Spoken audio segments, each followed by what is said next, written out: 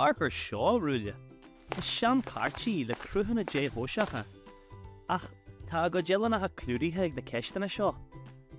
Tá sé cosú le miss dear. Na réite mé diad an bhuí muid dúis. Ó, cur a gibh na dúéis. Cé an rud é uillinn go ddíreach. Is n-Uillineacha a múlan gá lína lena chéile, cos leis an fointear bhí.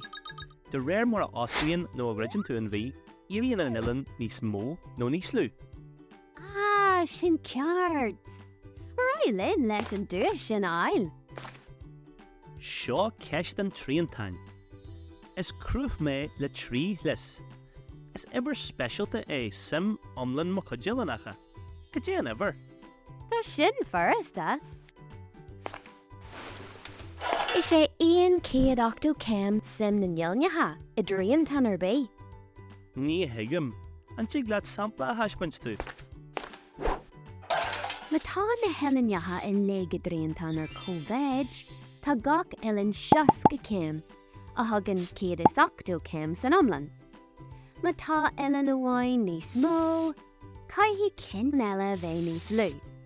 A chéalaíonn go mé an sim iomlinn I gcónaí caithrim le 180 cam. Ó, teigim in is sé. Gur am aige. Hey! Dear an ceist seo, is cruth mé le cearad lis. Chur me chuid uilliniacha le chéile le cearcaí anna. Cé sim iomlinn me chuid uilliniacha. Tá 360 cam I gcearcail iomlinn. Caithfí gur ab é sin sim na n-Uillineacha in rúndiamhair fásta. Cehní a Ruaille, is cruth le cearad lis díreach I an rúndiamhair. Deanna na sleasa drón lena chéile. Is an sin agus 90 cam I gcónaí. Cosúil le ma obair Buaille áine.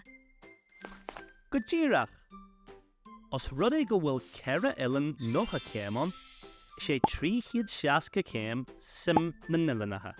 Oh, take a minute, eh?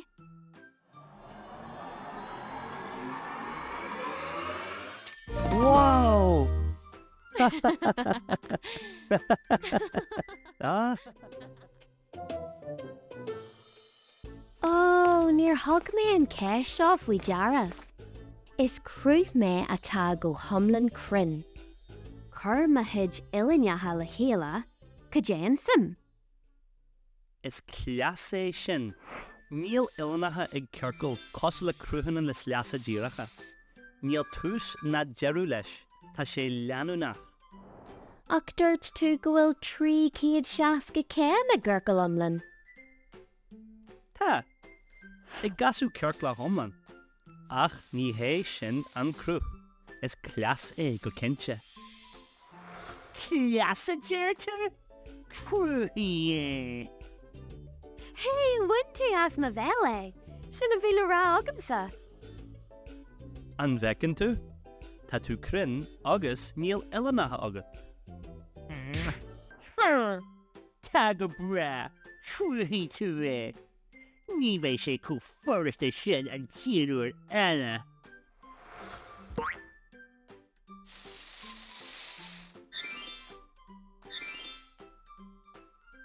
Turas aonanta a bhí an.